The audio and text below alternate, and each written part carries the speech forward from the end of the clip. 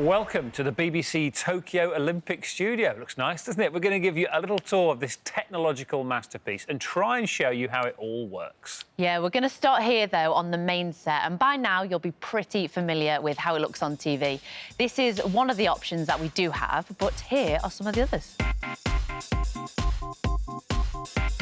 You might have been watching us in the garden. Here we are, or the lower deck, as some posh people call it, with the fish swimming around in the pond beneath us. You can actually zoom in. Look at the crazy detail on these little fellas.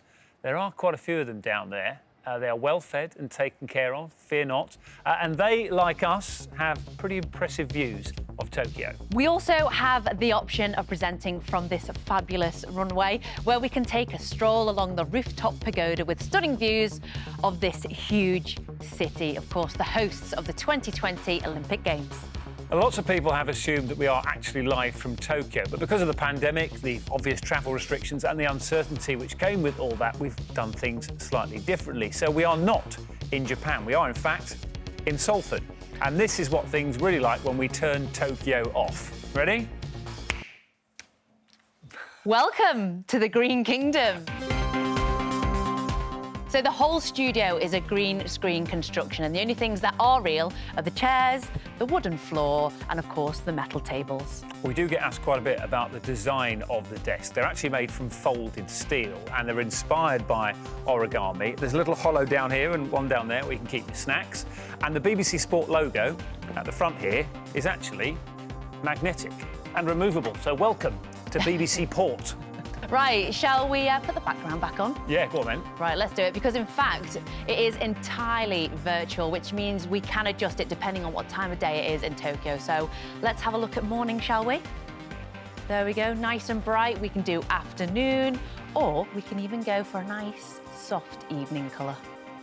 Now, if you're a gamer, you might think it looks a little familiar. The set is rendered from the same engine which produces Fortnite, and the technology is impressive. We've got 5 cameras around us here at various points in the studio, and they're all fitted with infrared cameras on the top, which point up at a tracking system on the ceiling, which allows us to know exactly where each camera is in the studio. Once you know where the cameras are, you can then create the stylised 3D images which are rendered in real time by an incredibly powerful graphics system. As the cameras move, the infrared cameras tell the graphics engine that they need to change perspective to look just right, as if it was being viewed from that point in the studio. So if we switch back to the green, you'll start to see that everything has to be masked. So wires are under the green sheets, and there are large wedges called Toblerones for obvious reasons, which do hide a multitude of sins. If you look here, we can project a ghost image onto the green screen, which you can't see, but thankfully we can. And that's where you look when you're interviewing an athlete, so at least you're not staring into the green abyss. But our cameras, all the operators and everyone else in the studio is hidden by virtual masking, so that when you see the whole studio on TV, everyone and everything is neatly tucked away. But because everything has been incredibly carefully masked and marked out, there are certain things you can't do or places you can't go. For example, if I go this side, as you can see, I begin to disappear.